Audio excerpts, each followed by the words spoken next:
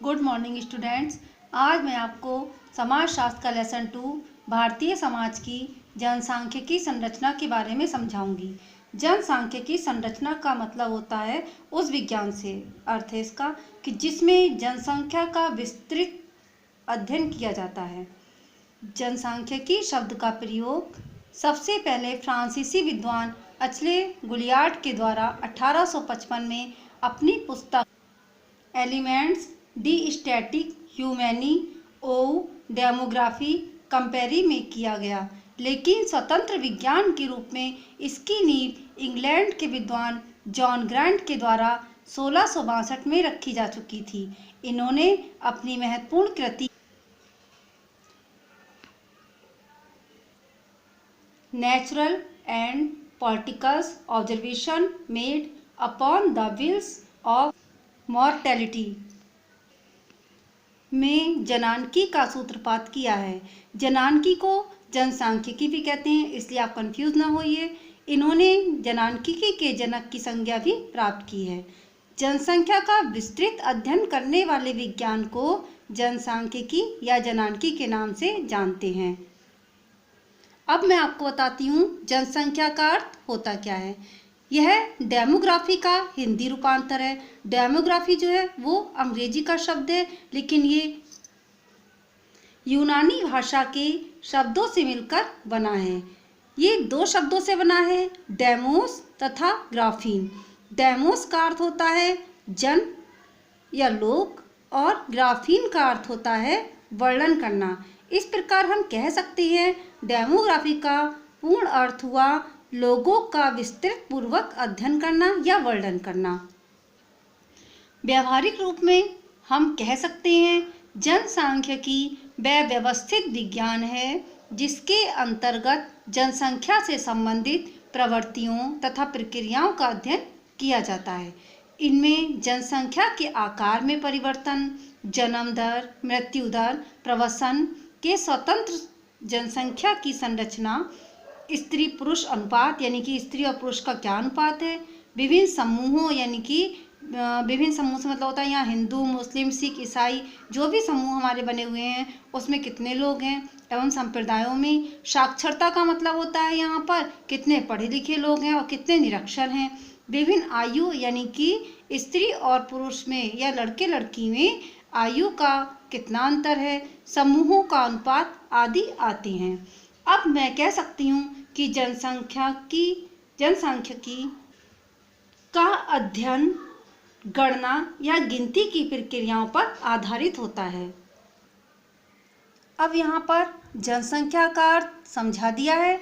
अब मैं आपको जनसांख्यिकी की परिभाषाओं के बारे में समझाती हूँ। जनसांख्यिकी की परिभाषाओं में मैं सबसे पहले जिन्होंने इसकी संरचना की थी जनसांख्यिकी की, अचले गुलियार्ड, उनके बारे में बताती हूँ उनकी डेफिनेशन क्या थी। उन्होंने कहा था जनानकी एक गणितीय विज्ञान है जो जनसंख्या की सामान्य गतियों, भौतिक, सामाजिक, बौद्धिक एवं नैतिक दशाओं का अध्ययन करती है और कहीं अधिक विस्तृत अर्थों में ये मानव जाति का प्राकृतिक और सामाजिक इतिहास। दो परिभाषाएं मैंने आपको इसमें दे रखी हैं, सोरोकिन की और ग्रेवनिक की। आप चाहें तो अपने नोट्स में तीनों डेफिनेशन लिख सकते हैं।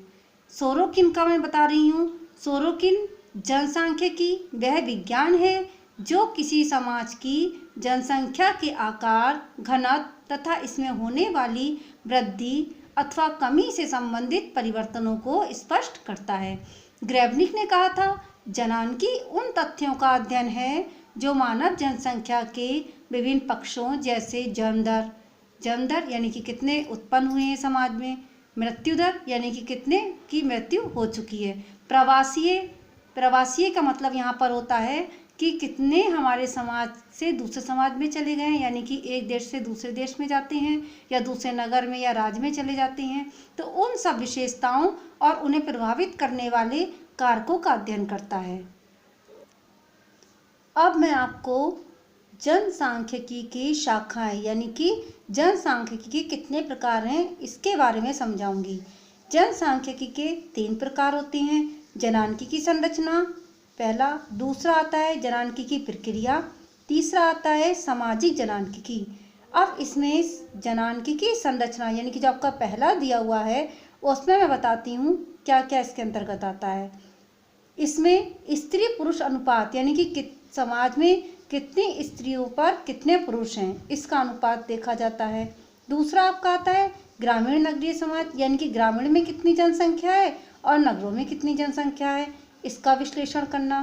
फिर आता है आयु संरचना यानी कि स्त्री और पुरुष बच्चे बूढ़े इनमें आयु संरचना का कितना कितना अंतर पाया जाता है। इसके अंतर्गत इसमें आता है जनसंख्या का घनत्व यानी कि कितने पुरुषों पर कितनी स्त्रियों के साथ कितने एज के बराबर मात्रा है, इन सब का अध्ययन किया जाता है। नंबर दूसरा आता है जनांकिकी प्रक्रिया। इसके अंतर्गत आता है जन्म दर और मृत्यु दर यानी कि समाज में जो बच्चे जन्म लेते हैं उसमें से कितने % बच्चे जीवित रहते हैं और कितने % की मृत्यु हो जाती है और मृत्यु होने के क्या कारण होते हैं, किन कारणों से उनकी मृत्यु होती है, कुपोषण के द्वारा या सही से किसी दवा का उपयोग ना हो पाना। फिर इसमें आता है प्रवास संबंधी विशेषताओं के अंतर्गत आता है कि कितने लोग एक नगर से दूसरे नगर में प्रवास करने चले जाते हैं या आप देश से बाहर चले जाते हैं, इन सब के बारे में वर्णन किया जाता है। तीसरा आता है सामाजिक जनांकिकी।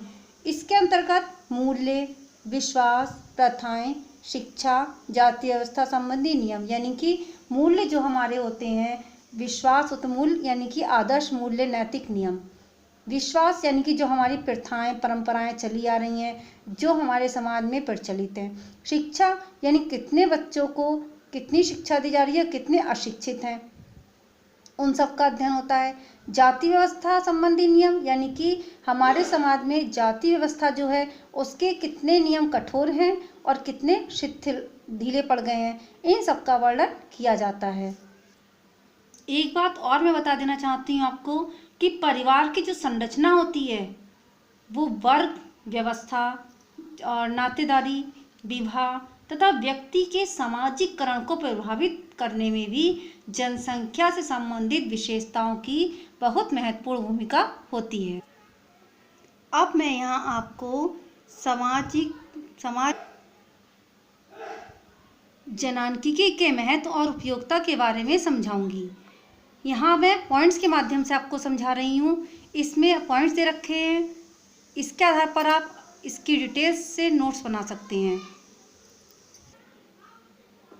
इसमें आपका पहला पॉइंट है जनसंख्या संबंधी सही कार्यक्रमों का निर्माण यानी कि आज वर्तमान युग है और कोई भी देश अपनी जनसंख्या विभिन्न क्षेत्रों में जनसंख्या के घनत्व, जन्म दर, मृत्यु दर, प्रवास की दर तथा लिंग अनुपात को समझे बिना किसी भी कार्यक्रम और नीतियों का निर्माण नहीं कर सकता। किसी भी कार्यक्रम और नीतियों के निर्माण के लिए सबसे पहले उसे जनसंख्या से संबंधित सारी जानकारी प्राप्त होनी चाहिए। दूसरा आता है आपका पॉइंट सामाजिक आर्थिक विकास। इसमें किसी भी समाज का सामाजिक और आर्थिक विकास का केंद्र जो होती है वह जनसंख्या होती है, क्योंकि इसी के आधार पर हम अपने साधनों का सही मूल्यांकन कर सकते हैं। जनांकी में केवल जनसंख्या के आकार और घनत्व को ही महत्व नहीं दिया जाता, बल्कि जनांकी जनसंख्या के जीवन स्तर को समझने में भी महत्वपूर्ण है, क्योंकि तभी हम समाज का संतुलित विकास कर सकते हैं जब हमें इसका सही से सामाजिक और आर्थिक विकास के बारे में जानकारी होगी। तीसरा पॉइंट आता है आधुनिकीकरण में वृद्धि। अब आधुनिकीकरण में क्या होता है, इसमें सभी समाज आज आधुनिकता की दिशा में आगे बढ़ रहे हैं। हर कोई समाज चाहता है हम एक दूसरे समाज से आगे रहें। जब हम विभिन्न उद्योगों, व्यवसायों और सेवाओं में लगी हुई जनसंख्या के प्रतिशत को देखते हैं, तभी आधुनिकीकरण में होने वाली वृद्धि को हम समझ सकते हैं। और जब तक हमें जनसंख्या का प्रतिशत नहीं पता चलेगा, तब तक हम हमारी जनसंख्या में क्या आधुनिकीकरण हो रहा है या किस तरह से वृद्धि हो रही है, इसको हम नहीं जान पाएंगे। अब मैं आपको चौथा पॉइंट समझाऊंगी, रोजगार में वृद्धि। रोजगार में वृद्धि से मतलब होता है कि हमारे समाज में कितने लोगों को रोजगार मिला है और कितने लोग बेरोजगार हैं, क्योंकि सभी समाजों में रोजगार मनुष्य की मौलिक आवश्यकता होती है। बिना रोजगार के तो व्यक्ति अपना जीवन नहीं व्यतीत कर सकता। जनसंख्या संबंधी विशेषताओं को जब हम जान लेते हैं तभी हम रोजगार के अवसरों को बढ़ा सकते हैं। अब मैं आपको 5वां पॉइंट समझाऊंगी, भविष्य में जनसंख्या के आकार के अनुमान।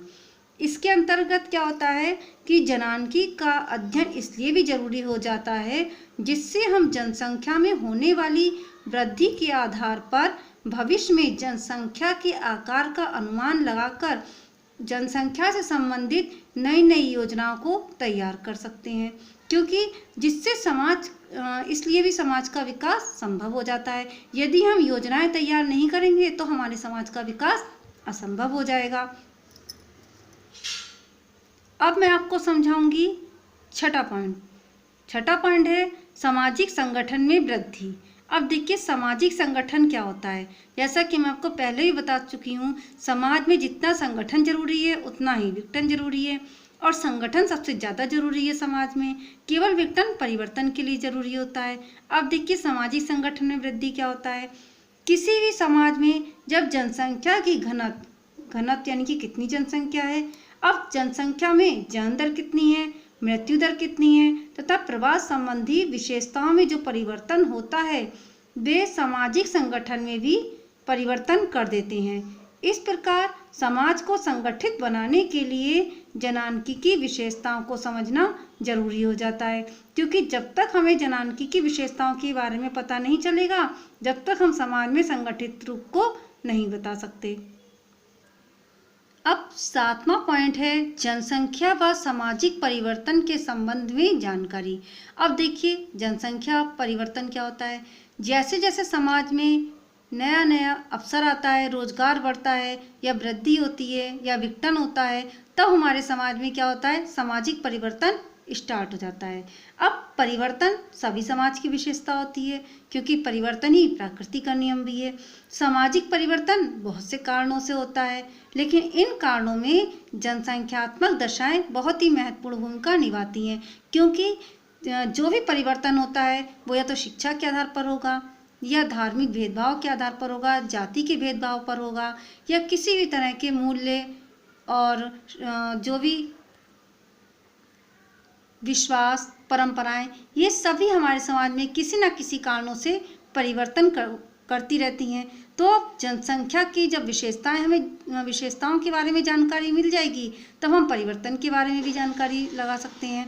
8वां आता है हमारा सामाजिक समस्याओं का समाधान। अब जब हमें सामाजिक संस्थाओं, व्यक्ति के व्यवहारों और सामाजिक दशाओं को जनसंख्या संबंधी विशेषताएं बहुत प्रभावित करती हैं। अब भारतीय समाज में आज बेरोजगारी सबसे ज़्यादा हो रही है। बेरोजगारी की वजह से निर्धनता बढ़ रही है। अब निर्धनता जब बढ़ती है तब अपराधी बढ़ने लगते हैं, संयुक्त परिवारों का विघटन होने लगता है, क्योंकि संयुक्त परिवार में अपराध को बढ़ावा नहीं दिया जाता। कभी कभी ऐसा होता है संयुक्त परिवार ही अपराध के लिए उत्तरदायी होते हैं। अब नगरीकरण में वृद्धि क्यों होती है, क्योंकि जब रोजगार नहीं मिलते ग्रामीण क्षेत्रों में तब वह लोग नगर की ओर आने लगते हैं, तो इस कारण नगरों में वृद्धि होने लगती है तथा सामुदायिक जीवन से संबंधित समस्याएं जो होती हैं वह तेजी से बढ़ने लगती हैं, और ये सब समस्याएं जो जब बढ़ती हैं ये सब जनसंख्या का ही परिणाम होती हैं। अब मैं आपको बताऊंगी राजनीतिक संबंध। हमारे सामाजिक जानकी में सबसे महत्वपूर्ण राजनीतिक संबंध होते हैं, क्योंकि हमारे समाज के लोगों के बीच पाए जाने वाले जो राजनीतिक संबंध हैं वो उत्पादन के तरीकों से और व्यवहार के नियम भी जनसंख्या संबंधी विशेषताओं से प्रभावित होते रहते हैं। क्योंकि यदि हमारे राजनीतिक संबंध अच्छे नहीं होंगे तो हमारे जनसंख्या के लिए आयात निर्यात का जो भी वस्तुओं का आयात निर्यात होता है उन सब में परेशानी उत्पन्न हो जाएगी, जिस कारण हम अपने समाज और देश को सुचारू रूप से नहीं चला सकते। इसीलिए हमारे राजनीतिक संबंध में व्यवहार कैसा होना चाहिए, अच्छा होना चाहिए, यानी कि हमारे अंतर्राष्ट्रीय संबंध भी और देशों से अच्छे हों तथा उत्पादन के जो तरीके होते हैं वह भी नए नए होने चाहिए। हमें अपने नए नए तरीकों से या साधनों से उत्पादन अधिक करना चाहिए, जो भी हमारा कृषि संबंधी उत्पादन होता है। अब मैंने आपको यहाँ पर जनानकी का महत्व, उपयोगिता समझा दिया है। अब आप इन पॉइंट्स के माध्यम से अपने डिटेल पॉइंट्स की लिखकर आप अपने नोट्स तैयार कर सकते हैं।